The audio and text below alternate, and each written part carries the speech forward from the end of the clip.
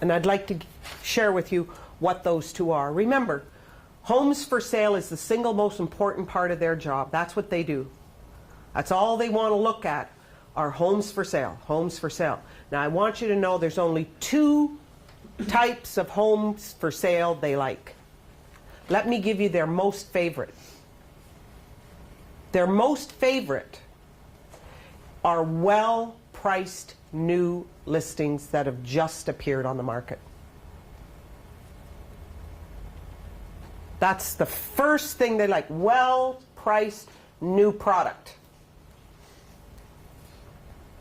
Let me tell you what runs a very tight second. Homes that have been on the market for a long time and have been reduced and reduced and reduced and reduced multiple times, like this one. And in your prop file you should have at least two. You can go to MLS right now and you'll find them on the market for 200 days, reduced, reduced, reduced, reduced, reduced 4 times. And I would have them fanned out, if you know what I mean. So I could say, see, when this first came out on the market, it came out on the market at $479,000. It stayed at that price for 31 days. Then it was reduced $7,000 to $469,500, and it stayed at that price for another 39 days. Then it came out again and again, and here we are, Mr. Seller, 200 days on the market, reduced, reduced, reduced, reduced, reduced. We should go in with a low ball offer right now. So, Mr. Seller, many real estate agents advise homeowners to list high. We can always come down. I want you to be sure and clear you understand the risk of high pricing your home. Now, I take out my appointment sheets and I show them, and I show together, and I'll explain when I do this. I just want to make sure you're understanding these are part of my prop files. I want to explain it now so that you'll know what I'm doing when I actually use it.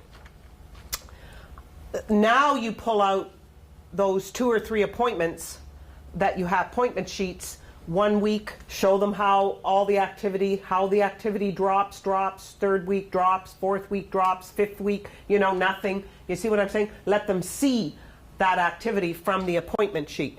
And also show them, and let me tell you that with only one exception, and they wouldn't even know this, I'll explain what the exception is, but never, with one exception, never in my lifetime of being in real estate have I ever seen a home come on the market, stay on the market for a long period of time, and sell for over asking. The exception is when a market changes.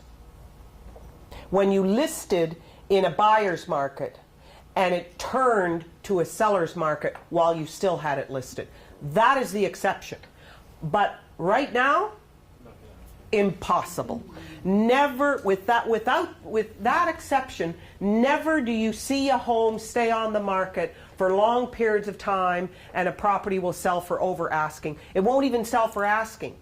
The only time you've ever seen homes sell for asking, sell for over asking, regardless of market conditions, by the way, have been when the property is priced correctly. And it's usually in the first week. It's well within the critical first 3 weeks, Mr. Seller. It's well within the critical first 3 weeks. So when I make, and remember, I say to real estate agents, understand this. Please understand this. I think this is by far the single most important thing we as realtors need to know. And I don't give a damn what Rico says. As far as I'm concerned, you are consultants. Even though we're not allowed to use that, which I think is absolutely idiotic, you are a consultant as far as I'm concerned. And let me ask you this. Why does somebody pay us 6% commission, 5% commission? What are they paying us for? What are they paying us for? Skill, absolutely. Information. Knowledge and experience. You're on the right track. All of what you just said, I'm just going to give you a little phrase to pack it into. Knowledge, skill, advice. They pay us for sound advice.